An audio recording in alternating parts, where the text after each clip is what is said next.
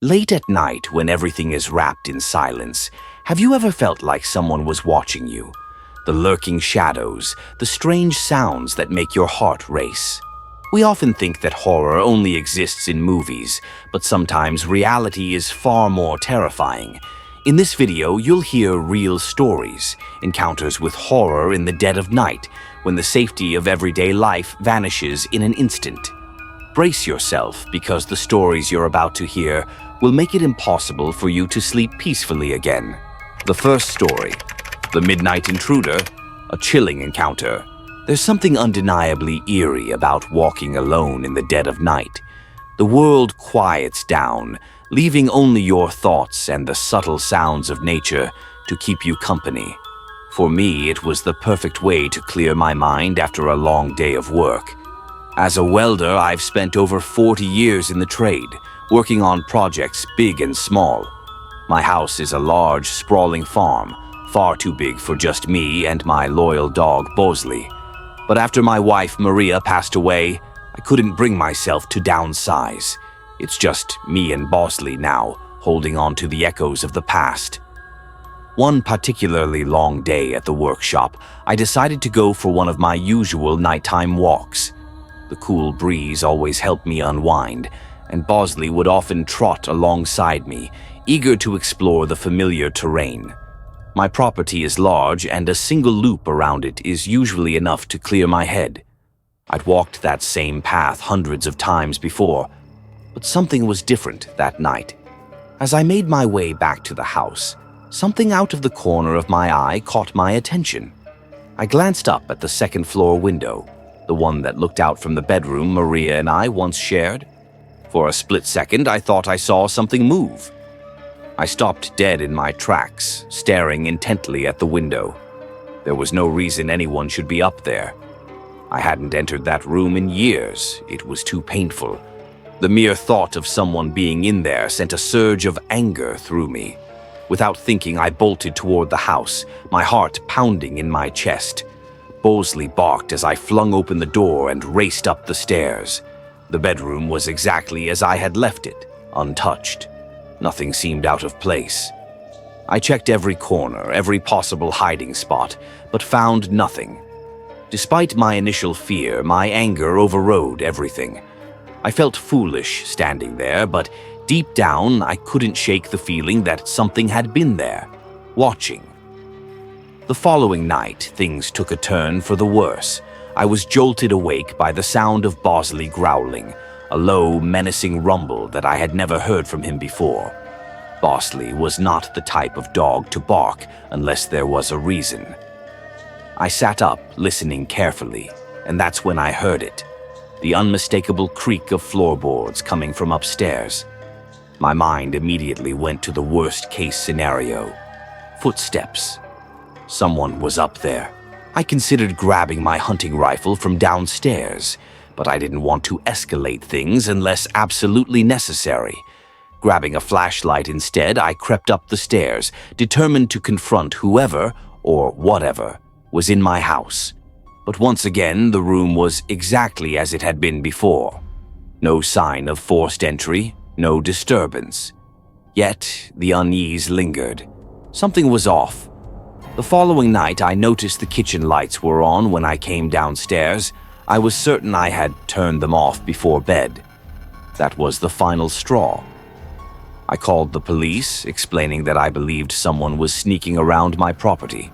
They were polite enough, searched the house from top to bottom, but found nothing. I could tell they didn't believe me, and their reassurances did little to ease my growing paranoia. But the worst night was yet to come. I had been lying awake, unable to sleep, when I decided to check the upstairs bedroom again. I wasn't sure why, but something in me needed closure. As I opened the door, my blood ran cold. Scattered across the floor were Maria's clothes, the same ones I had packed away after she died. They were everywhere, as if someone had deliberately thrown them around the room. My hands trembled as I stepped inside, and that's when I saw her. Standing in the doorway was a woman, just staring at me. Her figure was shadowed, but I could tell immediately she wasn't Maria. She was too short, and her presence felt Wrong. A surge of fear, unlike anything I had ever felt before, coursed through me. Without thinking, I lunged at her, but she turned and fled down the stairs, disappearing into the night before I could catch her. After that night, I didn't sleep for weeks. Every little sound, the creak of the house settling, the wind brushing against the windows, made my heart race. I slept with my rifle by my side, convinced that the mysterious intruder would return. I debated calling my brother to stay with me, but I was raised to handle things on my own, and that's what I intended to do. Then came the night that still haunts me. I was sitting in the living room when I saw her again, standing in the yard, staring at me through the window. My blood froze. I grabbed my rifle and rushed outside, Bosley at my heels. She stood there, a shadowy silhouette in the moonlight, unflinching. I fired a few warning shots into the air, and that was enough to send her running. But it didn't make me feel any safer. In fact, it only confirmed my worst fear, that she wasn't just some random stranger. Whoever she was determined to torment me. I haven't seen her since that night, but I know it's only a matter of time before she returns. I don't know what she wants, and I don't know why she chose me, but I'm prepared. Bosley and I will be ready when she comes back. I just hope that day never comes. The second story, late night drive, a narrow escape. Working for a catering service means I'm often on the road late at night, lugging supplies from one event to the next. The hours aren't ideal, but the job pays the bills. On one particularly long night, I was driving home after a shift, exhausted but too wired to sleep.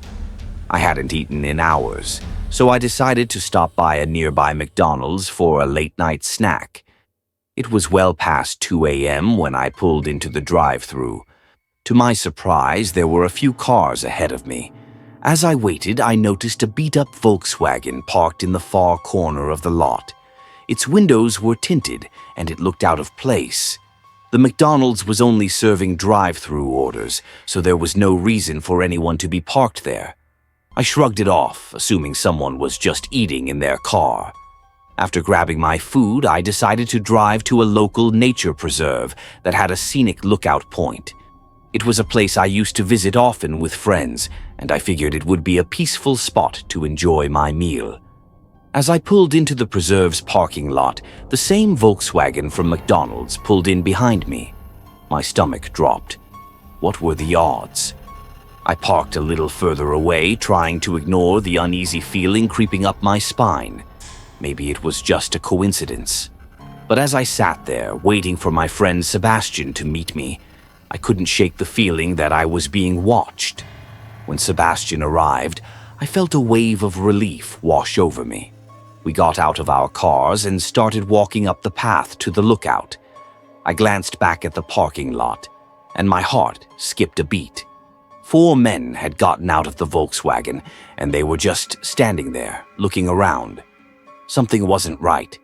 Sebastian and I picked up the pace, hoping to avoid any confrontation. When we reached the lookout, we tried to relax, but the tension lingered. Soon, we heard voices approaching, and 3 of the men from the Volkswagen appeared, laughing and talking as if nothing was wrong. They offered us a smoke, which we declined. But the entire interaction felt off, especially since we knew there had been 4 men in the car. I glanced into the trees and saw the 4th man hiding in the shadows, holding something I couldn't make out. That's when we ran. We bolted down the path, heart racing, as they chased us. We barely made it to our cars in time. As I sped away, I prayed they weren't following me. We regrouped at Sebastian's place, shaken but safe. To this day, I don't know what their intentions were, but I'm grateful we got away unscathed. Both of these experiences left me with a deep sense of unease. Whether it was the mysterious woman haunting my home or the late-night encounter with strangers, these events remind me that danger can lurk in the most unexpected places. We all think we're safe in our routines, but sometimes the world has other plans. Stay vigilant, trust your instincts, and never let your guard down. especially when the night is at its darkest. Thank you for watching today's story. I hope these chilling experiences have made you reflect on fears and trust in life. If you enjoyed this video, don't forget to hit the like button and share your thoughts in the comments below. Be sure to subscribe to my YouTube channel so you don't miss out on more engaging stories and interesting content in the future. Thank you for your support, and I look forward to seeing you in the next video.